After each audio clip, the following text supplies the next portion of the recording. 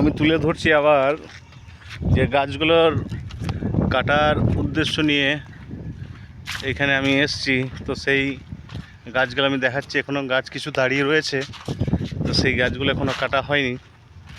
এবং আরও যে আগে মানে আপনার 6ই জুলাই, তো সেই তারিখে কিন্তু কিছু গাছ কাটা হয়েছিল, সেগুলো কিন্তু পড়ে রয়েছে।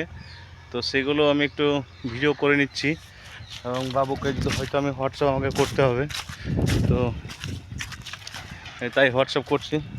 এবং পাশে একটা জেসিবি কিন্তু চলছে, মাটির কাজ করছে সে। তো দেখা যাক,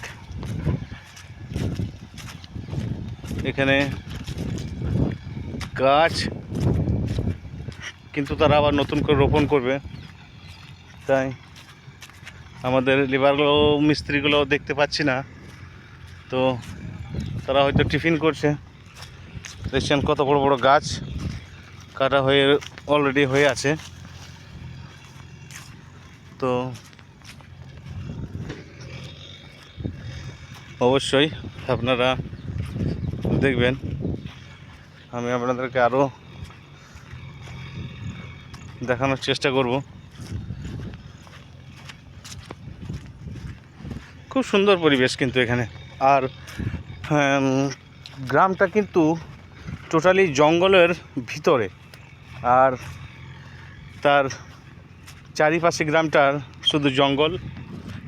ব্যক্তিগত মানে সম্পদ আছে এবং কিছু মন্দিরেরও মানে বাগান রয়েছে, যেগুলো এখন বিক্রি করছে মন্দিরের কিছু কাজে লাগানোর জন্য। তাই সেই গাছ এখন কাটা চলছে আমাদের এখানে। আমরা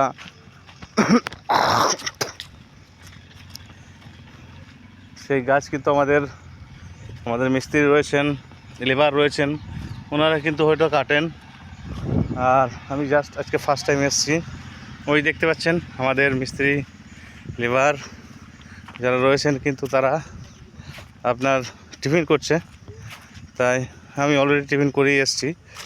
তো একটা জঙ্গল কিন্তু হাফ কাটা হয়ে আছে, তো আরও জঙ্গল রয়েছে কাটানোর জন্য। তো তারই চিত্র আমি তুলে ধরছি।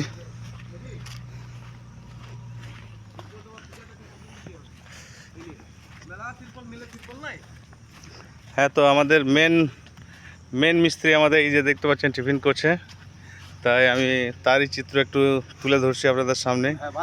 সকল দর্শককে আমি জানাই যে আমাদের এই মিস্ত্রির যদি কোনো প্রয়োজন পড়ে অবশ্যই আমাদের সঙ্গে কন্ট্যাক্ট করবেন। আমরা যথারীতিভাবে গাছ কাটার যে প্রসেসগুলো আছে আমরা সব কিন্তু নিয়মকানুন আপনাদের সামনে শেয়ার করব। হ্যাঁ, অবশ্যই অবশ্যই, আপনাকে না নিলে হবে? হ্যাঁ অবশ্যই। হ্যাঁ, আর আমাদের এই যে রাঁধুনি, উনিও টিফিন করছেন, আর আমাদের এই রান্না অলরেডি চেপে গেছে, তাই রান্না হবে।